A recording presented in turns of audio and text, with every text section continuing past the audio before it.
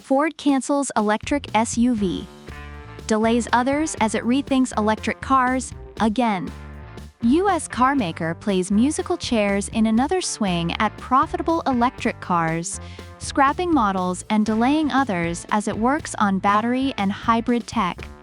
Ford has revised its next-generation electric car strategy yet again, with plans for more hybrid models and a longer wait before electric commercial vehicles as it pushes towards achieving profitability from electric cars. The move sees the cancellation of a battery-electric, three-row large SUV after spending $1.9 billion United States dollars, $2.83 billion Australian dollars on the project, prioritizing a new, mid-sized US-built electric pickup due in 2026. A van will be the first of a new generation of Ford electric vehicles, as part of the revised approach centered around electric commercial vans. Pickups with cheaper batteries, as well as hybrid tech. As the global leader in pickup trucks, we are future-proofing this valuable franchise across all sizes with hybrid, electric, and other electrified propulsion options, giving individual customers and businesses choice based on how they use their trucks, Ford President and CEO Jim Farley said in a statement. Ford also said in a statement, it will reduce the share of its spending on electric technology from 40% of its annual capital expenditure to 30%.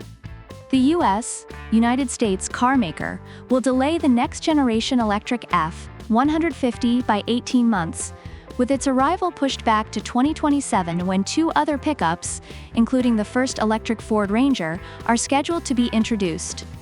Hybrid versions will replace the canceled three-row electric SUV, while F-Series Super Duty models are also likely to offer hybrid tech as part of the revised brand strategy, with a plug-in hybrid Ford Ranger on the way to Australia in 2025. The facility where the three-row electric SUV was to be made has already switched to increase production of more profitable V8-powered F-Series Super Duty trucks. Ford already offers the Explorer SUV electric 7-seat SUV, and recently unveiled the Mitsubishi Capri electric SUV in Europe, both using Volkswagen underpinnings and not coming to Australia. The electric Puma E General City-sized SUV is set to be unveiled later this year has been confirmed for Australian showrooms.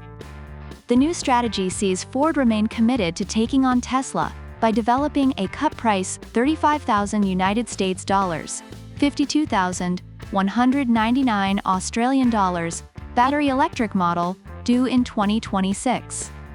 The cheaper electric Ford will join the upcoming commercial electric cars, as well as the E-Transit commercial van, Mustang Mach-E large SUV, and aforementioned trio of electric SUVs in the brand's global electric portfolio. The renewed focus on battery tech will also see lower manufacturing costs, yet longer driving range across other Ford electric models. An affordable electric vehicle starts with an affordable battery, Mr. Farley said in a statement. If you are not competitive on battery cost, you are not competitive. A portion of the Mustang Mach-E electric SUV's battery production will be moved from Poland to Michigan, U.S. in 2025 and will be eligible for tax credits under the U.S. government's Inflation Reduction Act, IRA. Production of battery cells will also commence in 2025 at Tennessee to supply the assembly plant for a new battery electric van, while production of lithium iron phosphate, LFP, which offers an increased driving range, will commence in 2026. In a statement, Ford echoed its aims of profitability, having posted losses of $1.3 billion United States dollars, $1.94 billion Australian dollars, on electric cars for the first quarter of 2024, equating to a loss of $130,000 United States dollars, $193,885 Australian dollars, for every electric car sold in the first 3 months of the year.